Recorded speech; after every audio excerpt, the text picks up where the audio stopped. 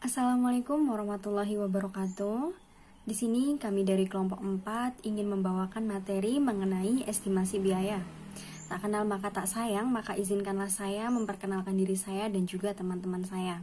Perkenalkan, nama saya Kristina Ella Cempakasari, dan di sini ada dua teman saya, yaitu Rizka Nurul Cahyani dan juga Melinda Ika Wulandari. Kami mahasiswa program studi pendidikan akuntansi Universitas PGRI Madiun. Pada kesempatan kali ini, kita akan membahas tentang pengertian dan peran strategis estimasi biaya.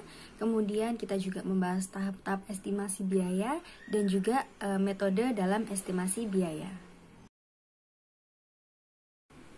Memasuki pembahasan yang pertama, yaitu pengertian dan peran strategis estimasi biaya. Nah, pengertian dari estimasi biaya ini adalah salah satu aktivitas paling penting yang dilakukan oleh akuntan manajemen dalam mendukung strategi perusahaan. Estimasi biaya ini merupakan pengembangan hubungan yang baik antara objek biaya dengan penggerak biayanya untuk tujuan memprediksi biaya. Estimasi biaya memiliki peran penting dalam mengembangkan posisi bersaing strategis, juga dalam menggunakan analisis rantai nilai, perhitungan biaya berdasarkan target, serta dalam konteks perencanaan dan evaluasi lainnya pada manajemen biaya. Nah, beberapa penggunaan atau peran estimasi biaya diantaranya yang pertama, menggunakan estimasi biaya untuk memprediksi biaya di masa yang akan datang. Yang kedua, estimasi biaya untuk berbagai jenis penggerak biaya. Yang ketiga, menggunakan estimasi biaya untuk mengidentifikasi penggerak biaya. Baik, yang pertama, menggunakan estimasi biaya untuk memprediksi biaya di masa yang akan datang. Manajemen strategis membutuhkan estimasi biaya yang akurat untuk banyak aplikasi termasuk 1. Memfasilitasi pengembangan dan implementasi strategi. Estimasi biaya terutama penting bagi perusahaan yang berkompetisi berdasarkan kepemimpinan biaya. Estimasi biaya ini mengarahkan pihak manajemen dalam menentukan teknik-teknik manajemen seperti intelijen bisnis, perhitungan biaya berdasarkan target, atau manajemen kualitas total yang seharusnya digunakan oleh perusahaan agar berhasil dalam strategi yang dipilihnya. Yang kedua, memfasilitasi analisis rantai nilai. Estimasi biaya ini membantu perusahaan untuk mengidentifikasi potensi peluang pengurangan biaya dengan cara membentuk ulang rantai nilai. Yang ketiga, memfasilitasi perhitungan biaya berdasarkan target dan penentuan harga. Pihak manajemen ini menggunakan estimasi biaya dari berbagai desain produk sebagai bagian dari proses pemilihan desain tertentu yang memberikan nilai terbaik bagi pelanggan, sementara mengurangi biaya produksi dan juga biaya-biaya lainnya. Yang keempat, memfasilitasi pengukuran, evaluasi, dan kompensasi kinerja yang efektif. Estimasi biaya ini memainkan peran penting dalam menentukan biaya pada unit-unit bisnis yang mempengaruhi kinerja keuangan, peluang promosi, dan kompensasi manajer divisi, serta kemampuan untuk menarik investasi modal bagi divisi mereka. Yang kedua, estimasi biaya untuk berbagai jenis penggerak biaya. Hubungan antara biaya dengan penggerak biaya berdasarkan aktivitas atau volume seringkali paling sesuai dengan metode estimasi biaya linier, karena hubungan ini mendekati linier pada rentang yang relevan dari operasi perusahaan. Penggerak biaya didasarkan struktur meliputi rencana dan keputusan yang memiliki dampak jangka panjang serta strategis pada perusahaan.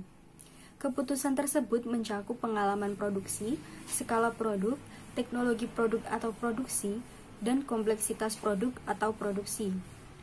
Isu teknologi dan kompleksitas seringkali mengarahkan tiap manajemen untuk menggunakan perhitungan biaya berdasarkan aktivitas dan metode estimasi linier. Sebaliknya, pengalaman dan skala seringkali membutuhkan metode non-linier. Yang ketiga, penggunaan estimasi biaya untuk mengidentifikasi penggerak biaya. Cara yang seringkali paling praktis untuk mengidentifikasi penggerak biaya adalah mengandalkan pertimbangan dari perancang produk, teknisi, dan karyawan produksi. Estimasi biaya kadangkala memainkan peran untuk mengungkapkan dan memainkan peran kolaboratif untuk memvalidasi serta mengkonfirmasi pertimbangan dari perancang produk dan teknisi. Pembahasan yang selanjutnya yaitu tentang tahap-tahap estimasi biaya. Nah, tahap yang pertama mendefinisikan objek biaya yang akan diestimasikan. Meskipun tampaknya merupakan hal yang mendasar, mendefinisikan biaya tertentu yang akan diestimasikan ini seharusnya dilakukan secara hati-hati. Contohnya, jika tujuannya adalah untuk mengestimasikan biaya produk dalam rangka memperbaiki penentuan harga produk, objek biaya yang relevan adalah produk yang diproduksi pada pabrik tersebut. Sebaliknya, jika tujuannya adalah untuk memberikan penghargaan kepada manajer untuk mengurangi biaya, objek biaya yang paling tepat adalah setiap departemen produksi pada pabrik, karena sebagian besar biaya dapat dikendalikan secara langsung oleh manajer departemen. Tahap yang kedua, menentukan penggerak biaya. Mengidentifikasi penggerak biaya adalah tahap terpenting dalam mengembangkan estimasi biaya. Mungkin terdapat sejumlah penggerak biaya yang relevan, tetapi beberapa penggerak biaya tidak tampak jelas. Contohnya, biaya bahan bakar untuk truk yang besar.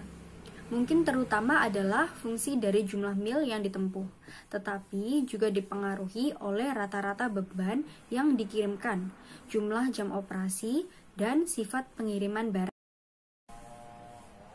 Tahap yang ketiga adalah mengumpulkan data yang konsisten dan akurat. Konsisten berarti setiap periode data yang dikalkulasikan menggunakan dasar akuntansi yang sama dan seluruh transaksi dicatat dengan tepat berdasarkan periode terjadinya. Periode yang digunakan dalam mengestimasikan biaya dapat bervariasi dari harian, mingguan, atau tahunan. Jika periode yang digunakan terlalu singkat, maka kemungkinan munculnya ketidaksesuaian antar variabel akan meningkat karena waktu pencatatan yang terlambat. Di sisi lain, jika periode yang digunakan terlalu lama, maka hubungan jangka panjang yang penting pada data mungkin menjadi berimbang dan estimasinya akan menjadi tidak akurat. Keakuratan data juga bergantung pada sumber data. Kadangkala, data yang dikembangkan dalam perusahaan sangat handal sebagai akibat dari kebijakan dan prosedur manajemen untuk memastikan keakuratan data tersebut. Tahap yang keempat yaitu membuat grafik data.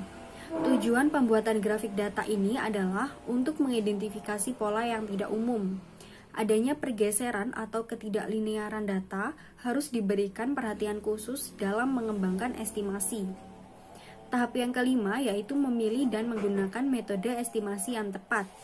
Dalam metode estimasi yang disajikan pada bagian berikutnya, berbeda kemampuannya dalam memberikan estimasi biaya yang paling akurat jika dibandingkan dengan biaya keahlian dan sumber daya yang digunakan.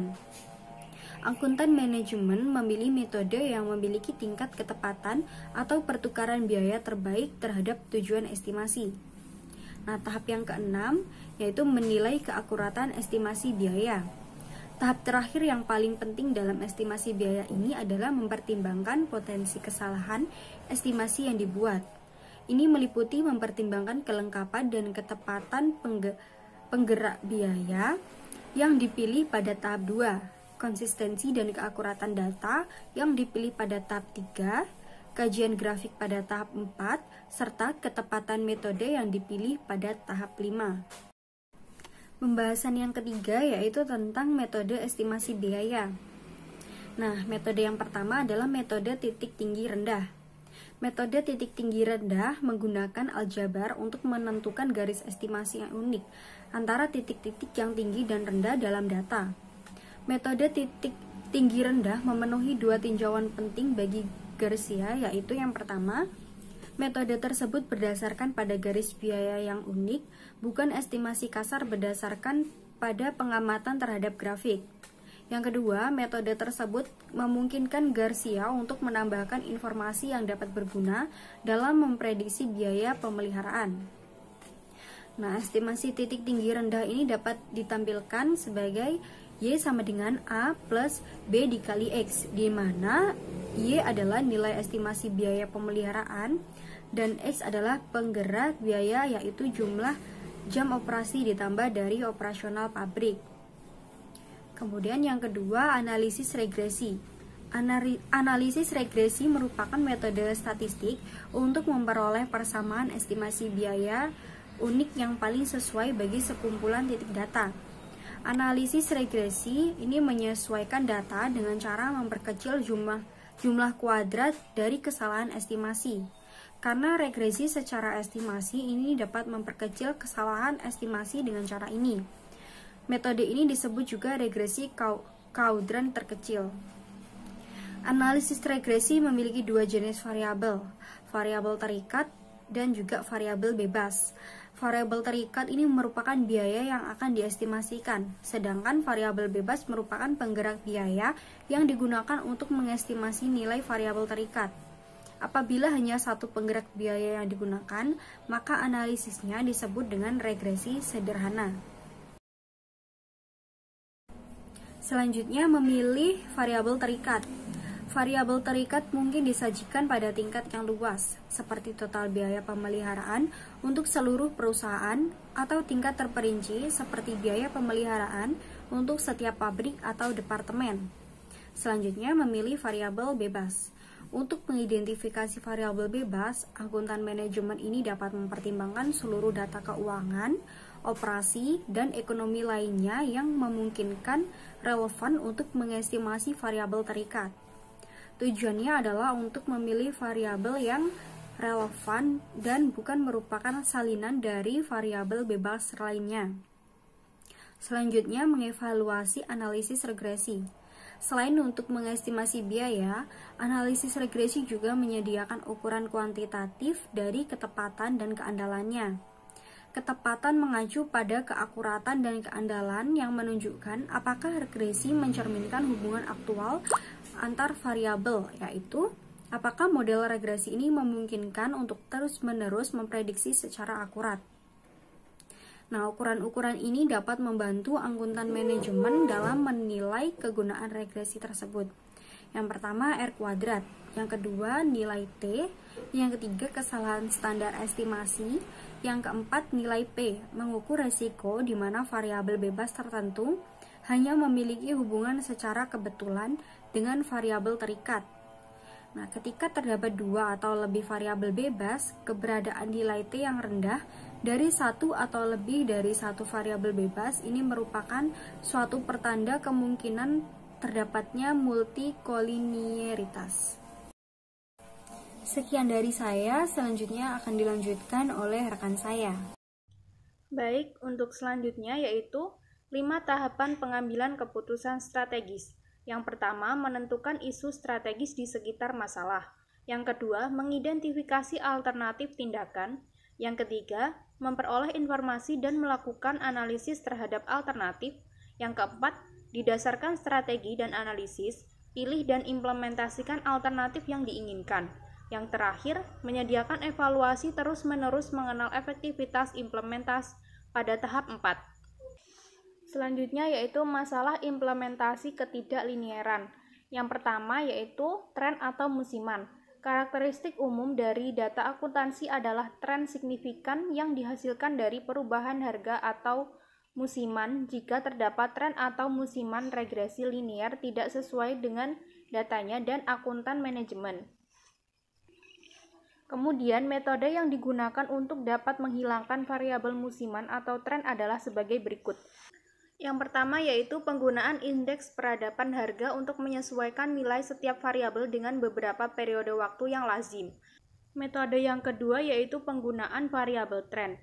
Variabel tren atau tren variabel memiliki nilai 1, 2, 3 untuk setiap periode secara berurutan. Metode yang ketiga yaitu penggantian nilai asli dari setiap variabel dengan selisih pertama. Selisih pertama untuk setiap variabel ialah selisih antara setiap nilai dengan nilai berikutnya pada deret berkala. Masalah implementasi yang kedua yaitu pencilan data. Ketika terdapat kesalahan atau kondisi bisnis yang tidak lazim atau jarang terjadi mempengaruhi operator pada periode tertentu, hasilnya mungkin berupa titik data yang terletak jauh dari titik data lainnya. Pencilan data dapat menurunkan ketepatan dan keandalan estimasi secara signifikan. Pencilan data seharusnya dikoreksi disesuaikan jika jelas bahwa pencilan data tersebut tidak lazim atau tidak berulang.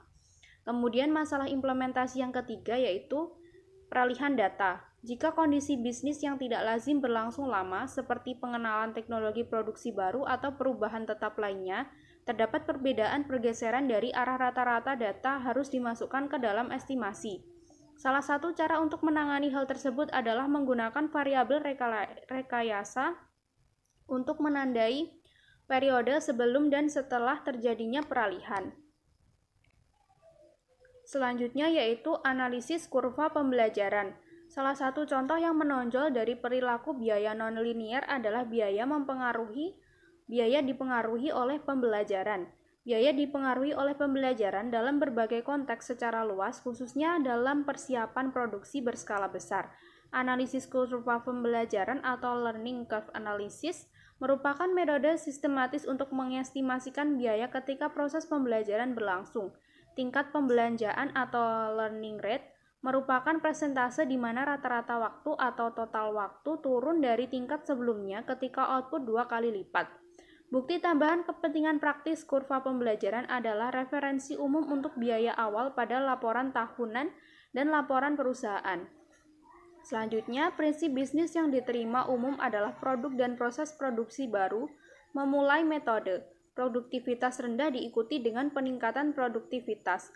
Selain itu, tingkat perbaikan pada produktivitas cenderung turun dari waktu ke waktu sampai mencapai tingkat keseimbangan di mana tingkat perbekalan tersebut tetap relatif stabil sampai terjadi perubahan lini produk atau proses produksi lainnya.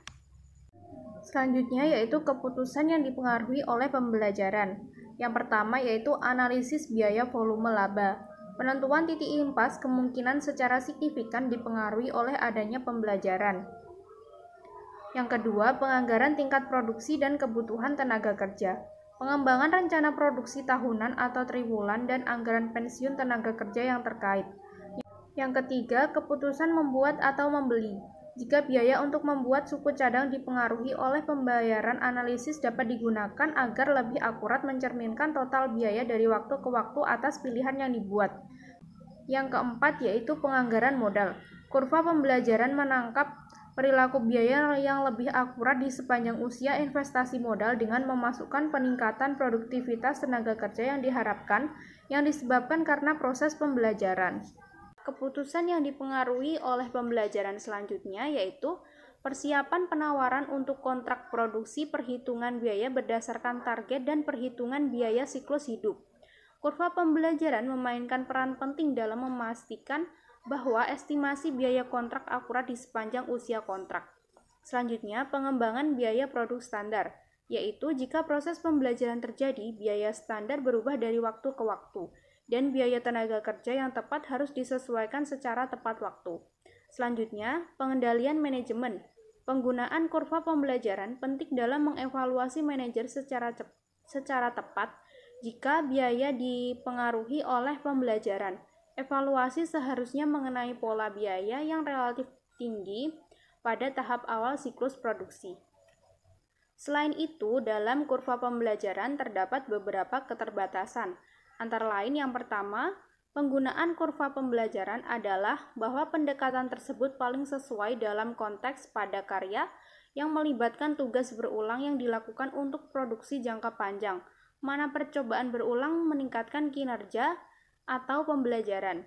Yang kedua, tingkat pembelajaran diasumsikan konstan atau rata-rata waktu tenaga kerja menurun pada tingkat tetap seiring dengan kenaikan output sebanyak 2 kali lipat.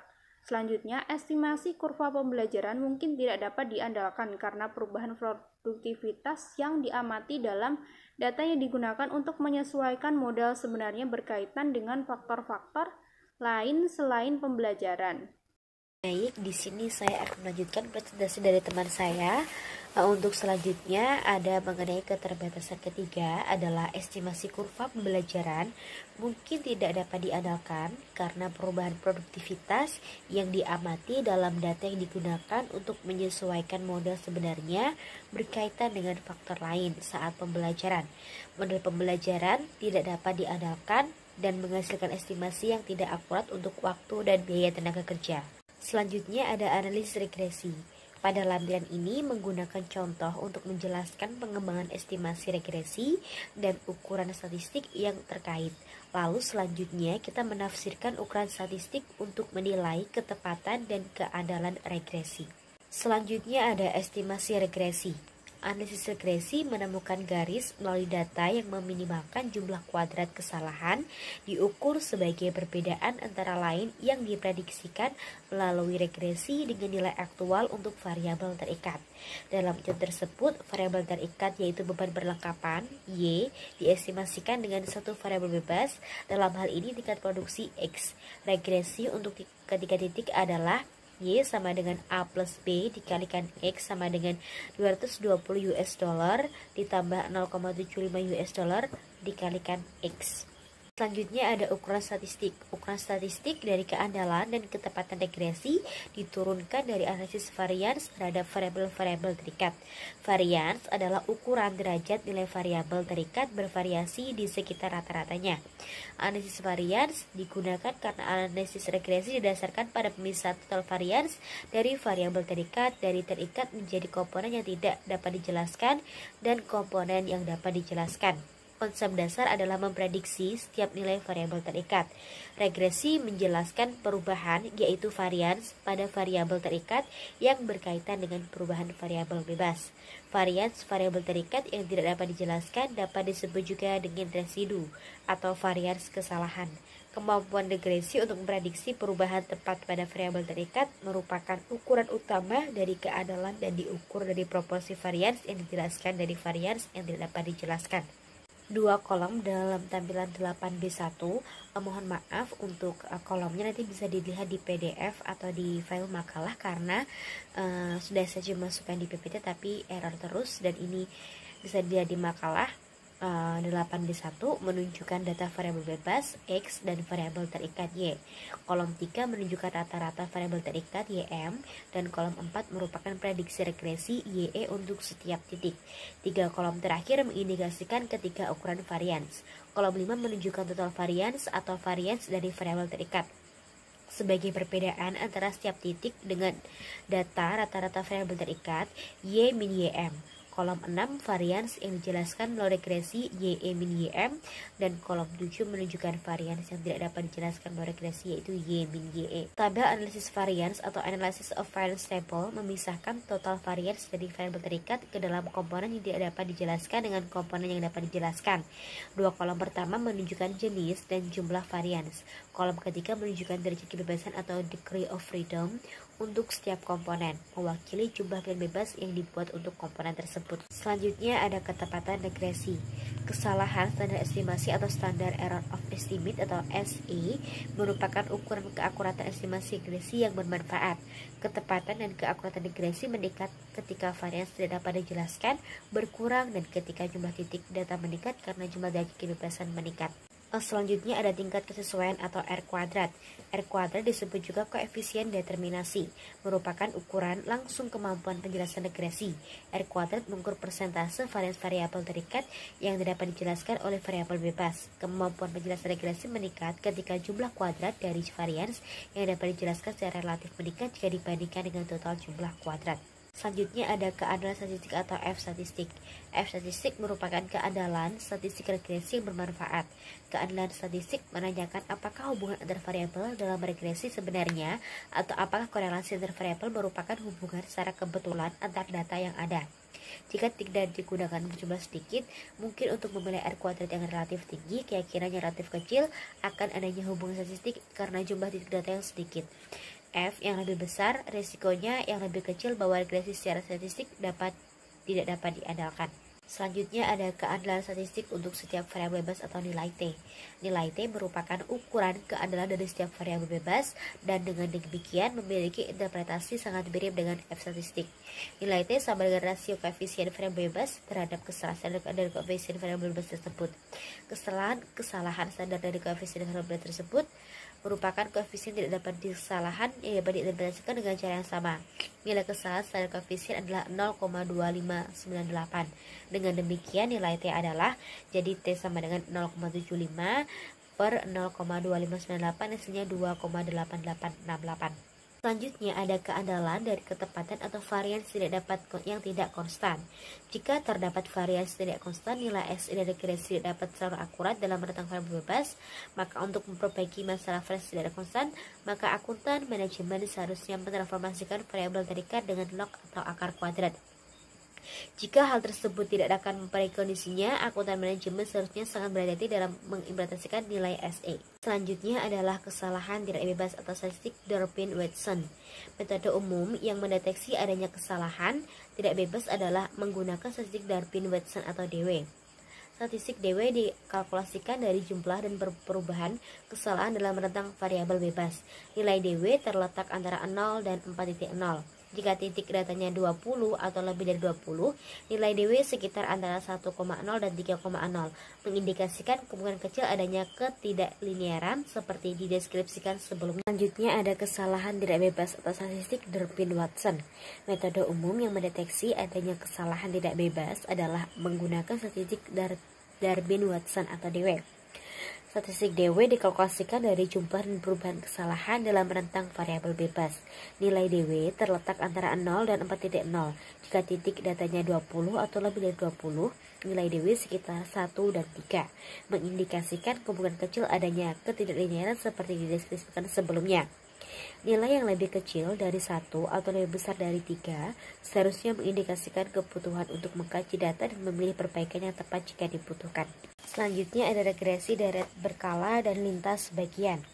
Kasus Ben Garcia dan Windor Ainsi merupakan kedua contoh dari apa yang disebut regresi deret berkala.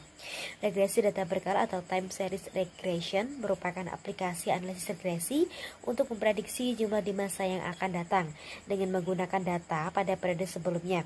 Sebaliknya, regresi lintas bagian atau cross-sectional regression mengestimasikan biaya untuk objek biaya tertentu berdasarkan informasi mengenai objek dan variabel biaya.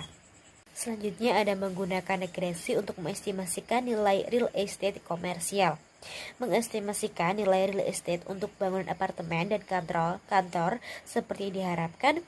Penilai real estate menjalankan analisis regresi untuk melakukan penilaian atas nilai bangunan apartemen atau kantor yang digunakan sebagai variabel bebas yang dominan berupa pendapatan operasi bersih atau net operating income atau NOI dari properti di masa lalu, saat ini, dan yang diharapkan di masa yang akan datang.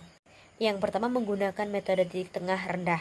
Hector's Delivery Service menggunakan 4 mobil gerbong dan 6 truk pickup untuk mengirim paket kecil di daerah-daerah di kota besar Charlotte dan North Carolina. Hector mengeluarkan sejumlah uang yang besar untuk gas, minyak, dan pemeliharaan kendaraan secara teratur yang dilakukan pada berbagai pompa bensin, dan bengkel. Untuk membuat anggaran atas beban kendaraannya di tahun yang akan datang, dia mengumpulkan data mengenai beban dan jumlah pengiriman setiap bulan di tahun ini. Yang kedua, menggunakan analisis regresi. George Harder adalah manajer dari salah satu pabrik pemrosesan Imperial Foods Company. George khawatir mengenai adanya peningkatan biaya overhead pabrik pada bulan-bulan terakhir. Dia telah mengumpulkan data mengenai biaya overhead selama 24 bulan terakhir dan memutuskan untuk menggunakan regresi dalam mengkaji faktor-faktor yang mempengaruhi biaya tersebut. Dia juga telah mengumpulkan data mengenai biaya bahan baku, jumlah jam tenaga kerja yang langsung, dan jumlah jam mesin sebagai variabel bebas yang potensial untuk digunakan dalam prediksi biaya overhead. George menjalankan 2 analisis regresi mengenai data ini. Yang ketiga, menggunakan metode titik tinggi rendah dan regresi. John Mix Company adalah perusahaan manufaktur berukuran sedang dengan pabrik di 3 kota kecil di Atlantik. Perusahaan membuat suku cadang plastik dan untuk mobil dan truk, terutama panel pintu, hiasan luar, dan produk lain yang berkaitan. Suku cadang memiliki biaya rata-rata $5 sampai $20. Perusahaan memiliki permintaan yang tetap atas produknya dari produk produsen mobil dalam negeri maupun luar negeri dan telah mengalami pertumbuhan penjualan rata-rata antara 10-20% selama 8 hingga 10 tahun terakhir. Yang keempat, regression linear dan kurva pembelajaran. Soal uji mandiri yang mengilustrasikan bagaimana regression linear dapat digunakan untuk mengestimasikan tingkat kurva pembelajaran, memberikan informasi mengenai tingkat output dan rata-rata waktu pemrosesan. Untuk mengilustrasikannya, kami masukkan jumlah akumulasi output X dan rata-rata waktu per unit Y dalam ilustrasi Soft Each INC pada tampilan 8A 2 halaman 291. Dengan menggunakan analisis regresi, hasilnya sekarang menunjukkan bahwa data kurva pembelajaran konsisten dengan model pembelajaran umum. Bentuk umum dari model pembelajaran adalah Y sama dengan AX, di mana A adalah waktu yang dibutuhkan untuk jumlah unit pertama dan B adalah indeks pembelajaran. Dengan menggunakan transformasi 108 untuk Y, model pembelajaran umum dapat ditunjukkan pada bentuk persamaan log linear, yaitu log Y bersama dengan log A plus BX log X. Transformasi log tersedia pada Excel dalam insert function berdasarkan tab formula. Demikian tadi presentasi dari kelompok kami mengenai estimasi biaya. Ada kurang baiknya, mohon maaf. Wassalamualaikum warahmatullahi wabarakatuh.